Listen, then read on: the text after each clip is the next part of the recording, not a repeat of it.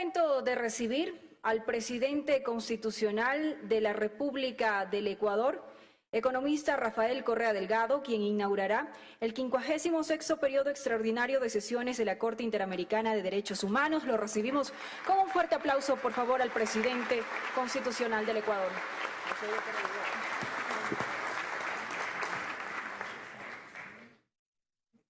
Bienvenidas, bienvenidos. Buenos días a todas y a todos, a los distinguidos jueces de la Corte Interamericana de Derechos Humanos, a las autoridades nacionales ya nombradas por los que me precedieron en la palabra, queridos jóvenes estudiantes, bienvenidos también a esta Casa de los Pueblos del Sur.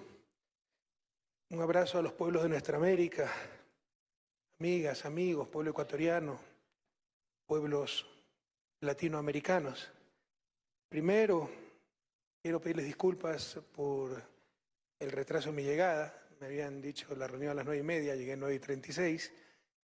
Entre otros motivos, para tratar de resumir un poco un discurso, porque en esto tenemos mucho que decir. Y no por mi formación en leyes, en derecho, porque ya me ascendieron a ingeniero, pero soy tan solo economista, doctor.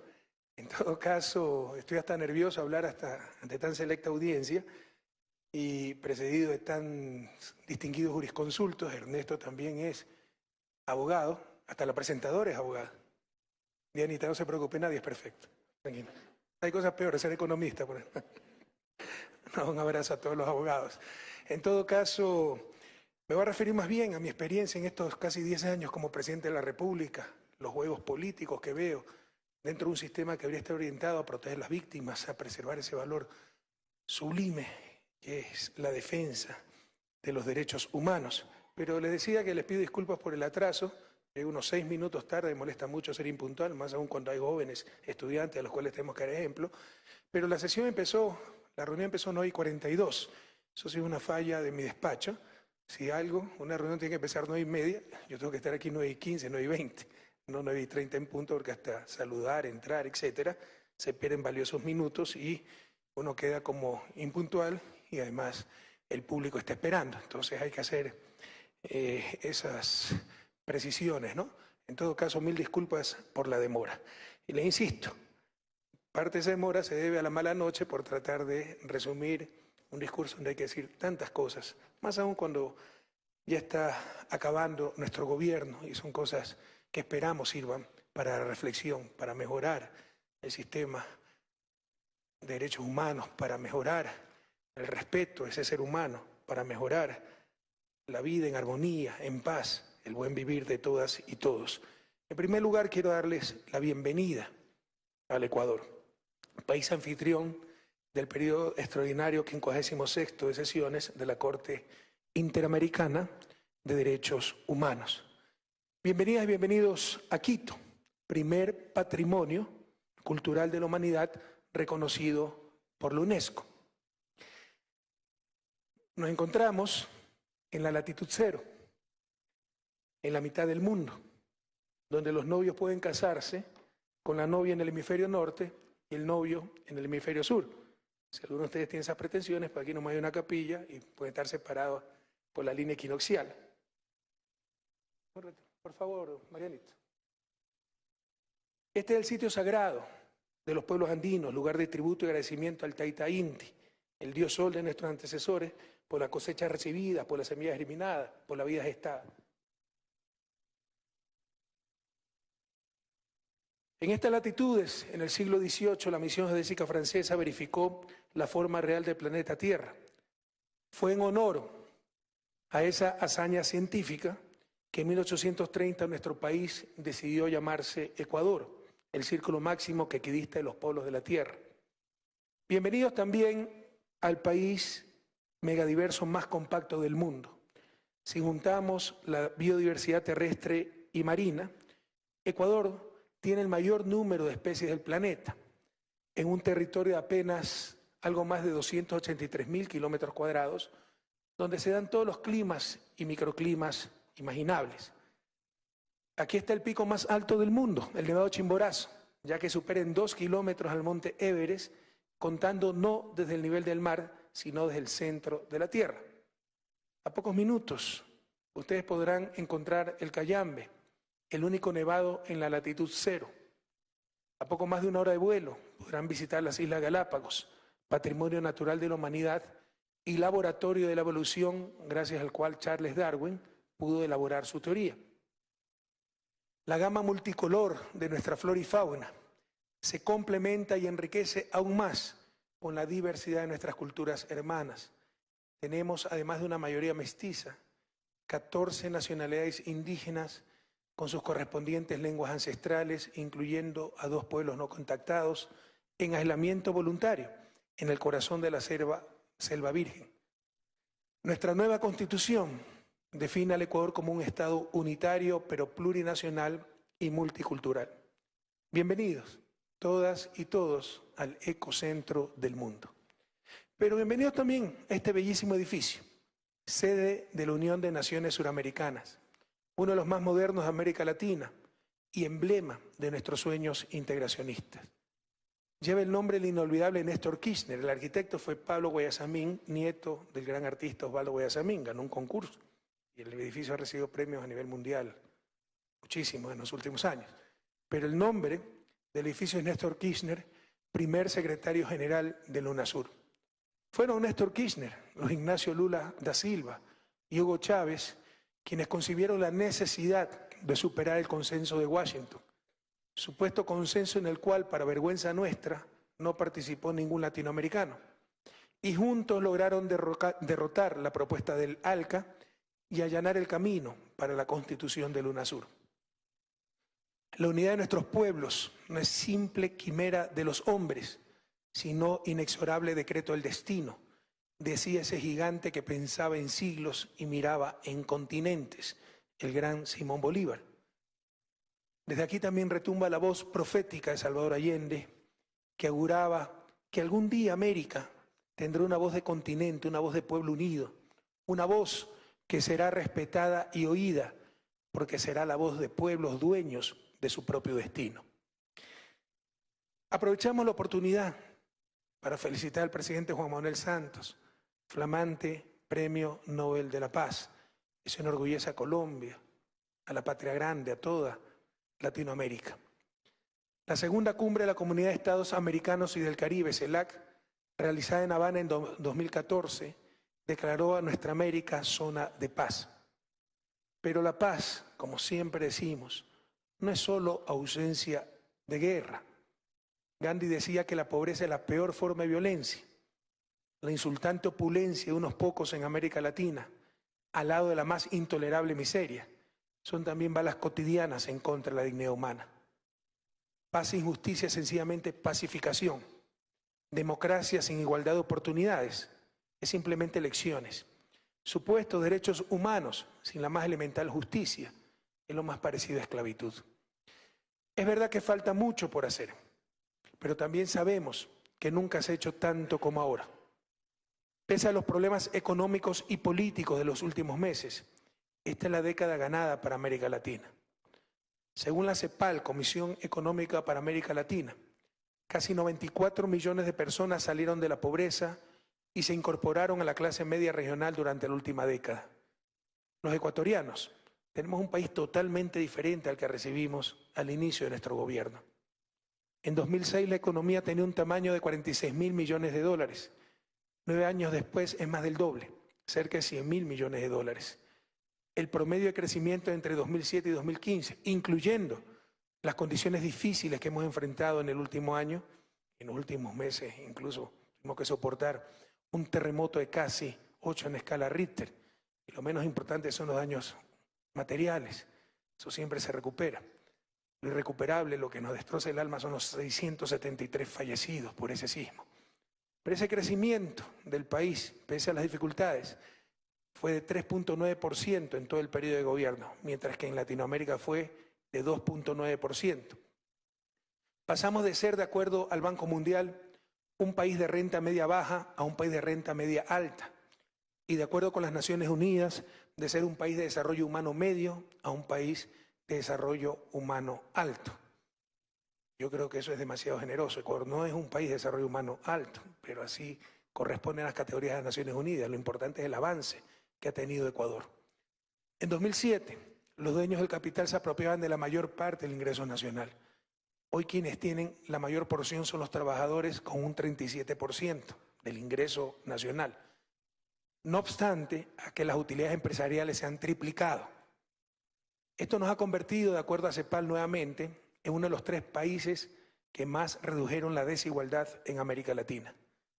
Desde 2009 a 2015, antes de esto no tenemos esta clase de estadística, pero en estos 6 últimos años logramos bajar en 16.5% la pobreza multidimensional, el criterio más completo de pobreza, lo que significa que 1.900.000 ecuatorianos salieron de la condición de pobres. No se la ha maquillado, hemos atacado sus causas estructurales, como educación incompleta, desempleo o empleo inadecuado, falta de acceso a servicios de agua por red pública, alcantarillado, no contribución al sistema de pensiones o déficit habitacional. A nivel político, pasamos de ser uno de los países más inestables de la región a uno de los más estables, mientras que entre 1996 y 2006 tuvimos 7 presidentes, aunque no lo crean, 7 presidentes, y depende cómo los cuente, porque también tuvimos un triunvirato por ahí. Entre el 2007 y 2016 hemos tenido solo uno, con un proyecto político que ha ganado 10 elecciones consecutivas. La revolución ciudadana y el socialismo del siglo XXI es sin duda de los modelos más exitosos en toda América Latina. Y hablemos de derechos humanos. Ecuador es uno de los 23 de 34 países miembros de la OEA que han ratificado la Convención Interamericana de Derechos Humanos o Pacto de San José, y uno de los tan solo 8 países que han suscrito absolutamente todos los instrumentos interamericanos de derechos humanos. Aquí no tenemos pena de muerte, torturas, prisioneros incomunicados ni nada de todo aquello, eso era antes. Con nuestro gobierno no existen esas cosas. Sin embargo, ni Pinochet fue llevado tantas veces a la Comisión Interamericana de Derechos Humanos como nuestro gobierno. Ya lo dijo Lady, todo lo que hemos hecho para promover, defender, proteger los derechos humanos, y nuestro abrazo solidario y nuestro saludo a los familiares de las víctimas de atentados a derechos humanos, producto de horas muy oscuras que vivió nuestra patria. Incluso en el 2007 hicimos la Comisión de la Verdad para esclarecer muchos de esos casos que habían quedado en impunidad, en el olvido. De ahí se derivaron sanciones, compensaciones a las víctimas, a la familia de las víctimas, leyes para reparar esos atentados. Por esa comisión enfrentamos graves tensiones con ciertos estamentos pasivos de las Fuerzas Armadas y lamentablemente con algunos activos que reprochan al gobierno haber creado esa comisión y reprochan a las instancias judiciales haber iniciado juicios de lesa humanidad por los delitos cometidos. Nuestra Constitución del 2008 es una Constitución de avanzada, una Constitución de derechos. Hicimos una reforma judicial absolutamente en forma democrática, por orden del pueblo ecuatoriano en las urnas, y nuestro sistema de justicia se convirtió de uno de los peores del continente en referencia para la región. No había defensoría pública, los pobres no tenían cómo defenderse. Con la nueva Constitución establecimos también la defensoría pública, pero nos llevan a cada rato a la Comisión Interamericana de Derechos Humanos acusándonos de atropellar estos derechos.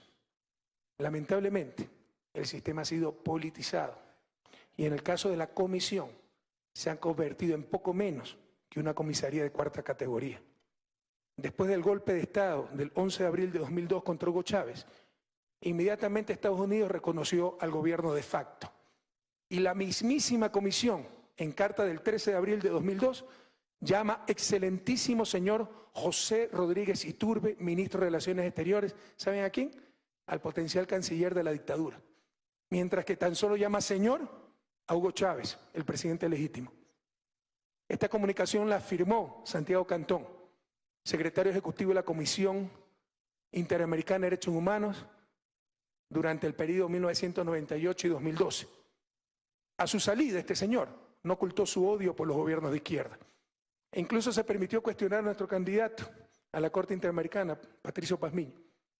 Permaneció 3 años en Washington en una ONG norteamericana Y apenas ganó la derecha la provincia y el gobierno, volvió a Argentina, su país natal, como secretario bonaerense de Derechos Humanos. ONGs como Fundamedios, creada, financiada, dirigida por la prensa mercantil del Ecuador, es recibida directamente en la comisión, en nombre de la sociedad civil ecuatoriana y para denunciar la supuesta falta de libertad de expresión en el país. Cabría preguntarse, como decía nuestro buen amigo Eduardo Galeano, ¿cómo tiene libertad para publicar todos los días que no existe libertad de expresión? Dicha fundación nunca denunció, peor aún,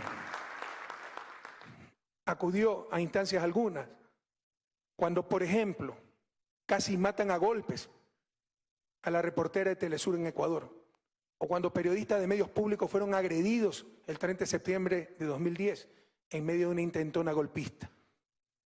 Fundamedios es también financiada por la USAID y en los famosos Wikileaks aparece como uno de los contactos de la Embajada de Estados Unidos en Ecuador. Estados soberanos somos llevados al banquillo los acusados por ONGs sin ninguna representación ni legitimidad democrática y claramente politizadas. La propia Comisión Interamericana de Derechos Humanos tiene más bien las características de una ONG y no de una institución jurisdiccional. La legalidad para ellos es secundaria. No es posible que la Comisión se arrogue la potestad de solicitar medidas cautelares, competencia que no le fue otorgada por la Convención Americana ni por su propio estatuto. ¿Qué sucedería si por medio de decretos los presidentes nos arrogáramos funciones no contempladas en las leyes? Se ha llegado a la absurda situación de que soliciten medidas cautelares sin haber siquiera revisado correctamente la información suministrada por los estados, ni haber considerado todos los elementos de juicio necesarios, sin exigir que se agoten las instancias jurisdiccionales internas y, lo más grave, como ya dije, sin tener competencia para hacerlo. No es que solicitan, que ordenan, sin tener competencia para ordenar medidas cautelares. La asimetría en el tratamiento de pedidos es proverbial. Cuando los pedidos son de opositores al gobierno, se despachan en pocos días, pero cuando son a favor del gobierno, no se despachan nunca. Si no, miren la carretera que destruyó 80 kilómetros de selva en Amazonía, denunciada por Defensor de la Naturaleza, pero le estaba haciendo un político opositor al país. Ahí duerme el sueño de los justos, ya se acabó la carretera, obviamente ese político tendrá que enfrentar las sanciones legales correspondientes, pero nunca despachó aquello la comisión. Los estados estamos obligados a cumplir lo que firmamos, pero la Comisión Interamericana de Derechos Humanos pretende convertir en vinculantes hasta sus declaraciones de principios e incluso sus simples gustos y opiniones. Los estados siempre deben ser sospechosos. Las autoridades públicas debemos tener menos derechos humanos que los demás ciudadanos por el delito de ganar elecciones. Los colectivos de víctimas o supuestas víctimas como pueblos ancestrales, periodistas, deben tener supremacía moral sobre los no victimizados. Ahí no hay gente buena, mala, no hay honestos, corruptos, todos son buenos. Y los medios de comunicación deben estar por encima del bien y del mal. Incluso si la Convención dijera que los funcionarios públicos tenemos que aceptar injurias, además de ser un atentado contra los artículos 11 y 13 de la Convención, sería discriminatorio y socialmente torpe, porque solo los peores, los que no tienen nada que perder, vendrían a la función pública. Las leyes de cada país, queridas amigas y amigos, respetando mínimos elementales, deben responder a principios, valores, visiones, historia, cultura del país correspondiente. Así como muchos sostienen como inaceptable la prisión por injurias, para nosotros es inaceptable, por ejemplo, la pena de muerte. Esta sí, rechazada por la inmensa mayoría de verdaderos defensores de los derechos humanos. O es inaceptable el llamado lobismo, legalizado, cabildeo en español, legalizado en algunos países que para nosotros está penalizado como tráfico de influencias. O las leyes antidrogas, que no hacen división entre consumidores, transportadores, grandes narcotraficantes, existiendo una desproporcionalidad total entre crimen y pena. En Nueva York, ustedes tienen prisión por no alimentar al perro, pero como a alguien se le ocurrió que robarle la honra a un ser humano no debe ser sancionado por medio del derecho penal, todos debemos asumirlo inmediatamente. En esto podemos observar también mucho de neocolonialismo y doble moral. Lo que les es permitido a los países desarrollados les está prohibido a nuestros países. Si en Alemania, como en toda Europa, la ley prohíbe la propaganda de extrema derecha y por ello se clausura una radio neonazi y más de 20 personas son encarceladas, acusadas de organización criminal y odio racial, como sucedió en diciembre de 2010, aquello, como es en Alemania, se llama civilización. Si Evo Morales propone una ley prohibiendo las expresiones racistas en los medios de comunicación, se llama, ahí sí, atentado a la libertad de expresión. Es necesario también que se entienda que cualquier poder es capaz de atentar contra los derechos humanos. Y aunque el Estado Nacional es garante de esos derechos, cada vez tiene menos medios para enfrentar atropellos por parte de diferentes tipos de poderes fácticos. Por ejemplo, las transnacionales farmacéuticas, que por su rentabilidad condenan a la muerte a los pobres que no pueden comprar la medicina para salvar sus vidas.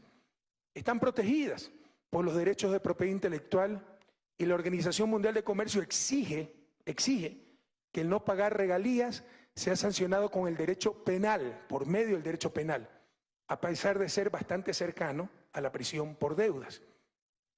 El Ecuador trabaja por crear dentro de la Organización de las Naciones Unidas un instrumento vinculante sobre empresas nacionales y derechos humanos, empresas transnacionales, perdón, y derechos humanos.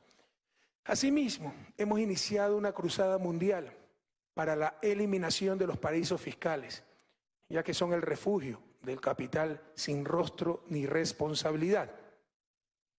Lamentablemente, en nuestro continente y probablemente en el mundo entero, el capital tiene más derechos que los seres humanos. Mientras que para acudir a la Corte Interamericana hay que agotar todas las instancias jurídicas internas con los tratados de protección recíproca de inversiones. Cualquier transnacional puede llevar a un país soberano directamente a un arbitraje sin tener que acudir a ninguna instancia nacional. En este sentido, también podemos ver una globalización que busca cada día mayor movilidad de capitales, de mercancías, pero criminaliza la principal movilidad, la de los seres humanos. Un completo atentado contra los derechos humanos. También tenemos que hablar de la depredación de nuestro medio ambiente. Sin ninguna compensación a los países que generamos bienes ambientales y que sufrimos los impactos del cambio climático, produciéndose así centenas de miles de refugiados climáticos. Si la situación fuera la inversa, si los países pobres fuéramos los consumidores de bienes ambientales y los países ricos fueran los productores de esos bienes, por ejemplo, con la selva amazónica, ya hasta nos hubieran invadido, pues en nombre de la civilización, de los derechos, para que paguemos una compensación por el consumo que estamos haciendo. Hemos dicho claramente en la COP21, en diciembre pasado en París, que nada justifica que tengamos tribunales internacionales para proteger inversiones, para obligar a los países a pagar deudas financieras, pero no para proteger a la naturaleza. Se trata tan solo de la perversa lógica de privatizar los beneficios y socializar las pérdidas. Por eso hemos propuesto crear la Corte Internacional de Justicia Ambiental, la cual debería sancionar los atentados contra los derechos de la naturaleza y establecer las obligaciones en cuanto a deuda ecológica y consumo de bienes ambientales. Los medios de comunicación también pueden atentar contra los derechos humanos, contra la democracia, obviamente contra el derecho a la información y dentro de esos derechos humanos el derecho a la reputación, a la intimidad, al prestigio de las personas. Frecuentemente los negocios de la comunicación se definen como el cuarto poder. Así se ponía en su titular el mayor diario nacional, El Universo.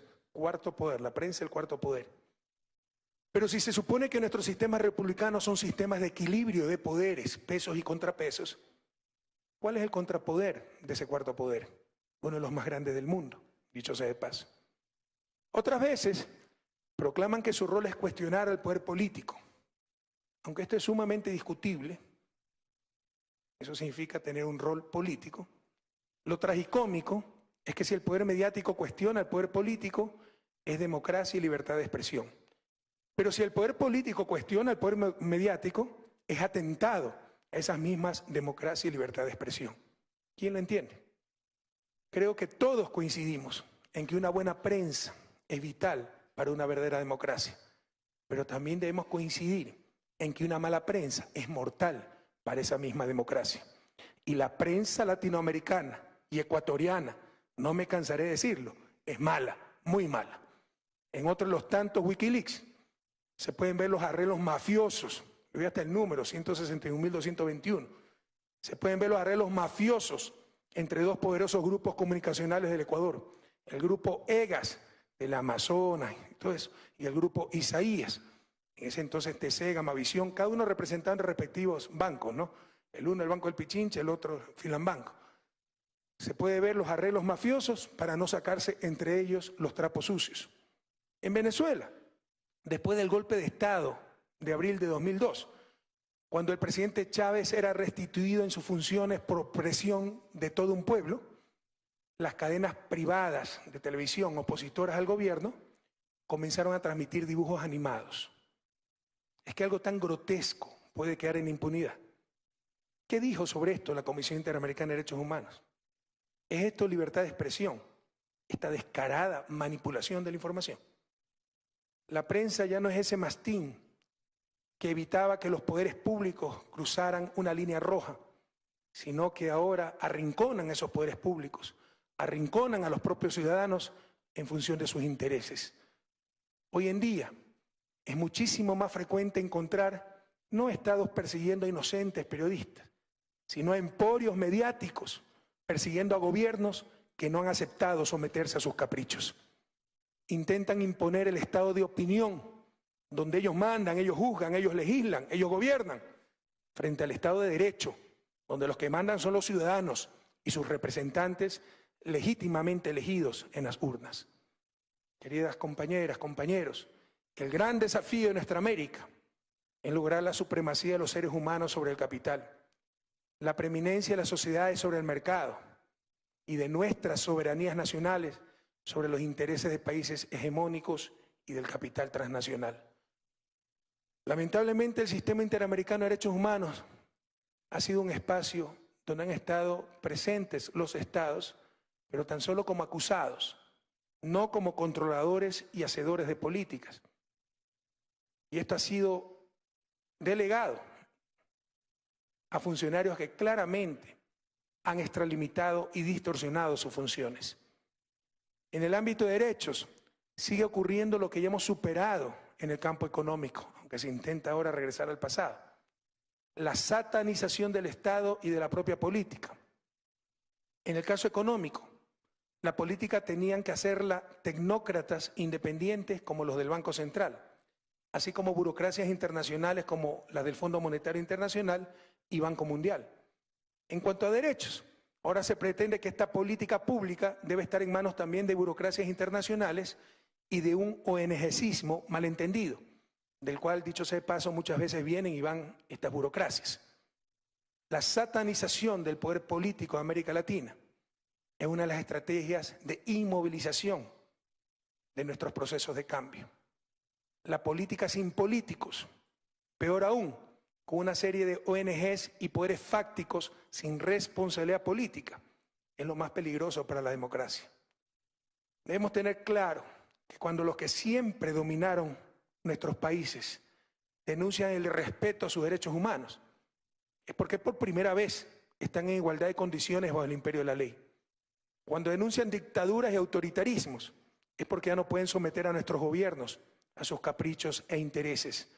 Cuando afirman que no existe libertad de prensa, es porque sus medios de comunicación ya no tienen impunidad para manipular la verdad, o porque nos atrevemos a contestarles, a disputar su hegemonía, a desenmascarar sus mentiras. El Ecuador reconoce el rol histórico de la Comisión en la investigación de los atropellos a los derechos fundamentales durante las sangrientas dictaduras latinoamericanas que orquestaron en los años 70 y 80 el Plan Cóndor. Cabría preguntarse si entendían que las dictaduras que condenaban eran impuestas y sostenidas desde la misma Washington, sede de la Comisión. Sin embargo, también somos enfáticos en señalar que la Comisión ha sido poco a poco capturada por los intereses geopolíticos que priman en la tan desprestigiada OEA, Organización de Estados Americanos. Ahora que nuestros países están en una importante proporción dirigidos por gobiernos democráticos, se los trata muchas veces peor que a los regímenes dictatoriales. Y paradójicamente, son acusados y denostados por los grupos que antes, de manera velada o pública, apuntalaron a esas dictaduras que no tuvieron ningún respeto alguno, por los derechos humanos. Bastaría ver el rol comprobado de Diario El Mercurio en la dictadura de Pinochet. La realidad, queridos compatriotas de la patria grande, es que necesitamos no solo un nuevo sistema de derechos humanos, sino un nuevo sistema interamericano. Debemos entender que las Américas al norte y al sur del río Bravo son diferentes y debemos conversar como bloques. La Organización de Estados Americanos ha sido históricamente capturada por intereses y visiones de los países hegemónicos de América del Norte. Esos sesgos y atavismos acumulados la vuelven ineficiente y poco confiable para los nuevos tiempos que viven Latinoamérica y el Caribe. La Comunidad de Estados Latinoamericanos y del Caribe, CELAC, debe ser el foro para las discusiones latinoamericanas y caribeñas. Y la OEA debería convertirse en el escenario en el que, como bloques, CELAC y América del Norte procesen sus coincidencias y conflictos. El mundo del futuro será un mundo de bloques. En cuanto al sistema interamericano de derechos humanos, es necesario un poco de coherencia. Que solo podamos participar en las diferentes instancias, los países que hemos ratificado la Convención. En muchas ocasiones se dice que todos los estados de la OEA son parte del sistema interamericano de derechos humanos por el hecho de haber firmado la Declaración Americana y la Carta de la OEA. Pero la realidad es que dichos acuerdos no generan obligaciones y al único que los compromete es escuchar penosas y frágiles recomendaciones sobre graves casos de tortura, sobre la existencia ilegal de centros de privación de libertad, sobre la vigencia de la pena de muerte, entre otros. Desde el Ecuador nos preguntamos, ¿cómo es posible que la capital de los Estados Unidos, país que no ha ratificado ningún instrumento interamericano de derechos humanos, sea la sede de la Comisión Interamericana? Todo esto solo tiene nuevamente un nombre: neocolonialismo, y debería ser intolerable en América Latina del siglo XXI.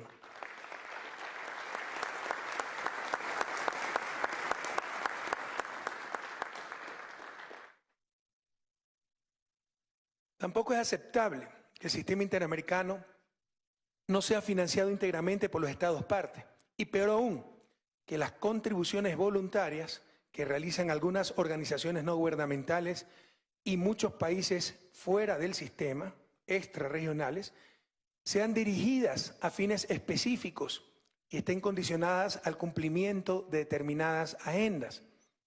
La Comisión cuenta con 9 relatorías de derechos de personas discapacitadas, niñez, mujeres, migrantes, afrodescendientes, etc.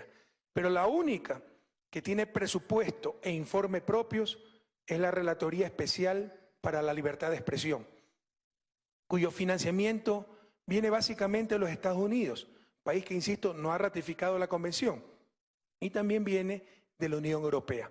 Es decir, pagan para controlar al resto. ¿Acaso este financiamiento propio, este informe independiente, supone la supremacía de la libertad de expresión sobre otros derechos, por ejemplo, el de las personas con discapacidades? De ninguna manera. Este tratamiento diferente sencillamente demuestra la supremacía del capital detrás de las empresas dedicadas a la comunicación. Queridas amigas, amigos, al aprobar la Convención Americana sobre Derechos Humanos, nuestros estados buscaban que el humanismo más noble y loable se concretara a través de la protección de la dignidad humana. Hoy, 37 años después, se torna impostergable reflexionar profundamente acerca de la vigencia y pertinencia del sistema, y sobre la concepción misma que ha primado hasta ahora respecto de estos derechos. No podemos aceptar ya la imposición de los principios jurídicos o culturales de las grandes potencias para enfocar los derechos humanos en la región. Ni podemos tampoco aceptar la doble moral de ciertos estados americanos, miembros de la OEA, que no han ratificado la Convención Interamericana, pero deciden sobre su normativa, sobre su institucionalidad, incluso sobre el salario de sus funcionarios. Si no podemos corregir los últimos vestigios de neoliberalismo y neocolonialismo en nuestra América, debemos buscar algo nuevo, mejor y verdaderamente nuestro. Por ejemplo, la propia Comisión Interamericana es innecesaria. En el sistema europeo no existe comisión, tan solo existe corte. Esa corte interamericana, compuesta por jueces profesionales y con sede en Costa Rica, país que ha firmado todos los instrumentos interamericanos de derechos humanos, como Ecuador, puede y debe tener las funciones de promover los derechos humanos y juzgar los atentados contra estos. Como entendemos muy bien que por los intereses creados, los juegos geopolíticos, lo anterior es difícil de lograr, probablemente ya sea hora de tener un sistema latinoamericano de derechos humanos. Todo está listo, porque básicamente somos los países de América Latina los que hemos ratificado el Pacto de San José y en consecuencia somos los únicos que reconocemos y nos sometemos a las decisiones de la Corte Interamericana. Un sistema latinoamericano de derechos humanos, digno, coherente, justo y nuestro, más temprano que tarde, llegará. Mucha suerte en su periodo extraordinario número 56 y nuevamente bienvenidos a esta tierra mágica. A la victoria siempre, compatriotas.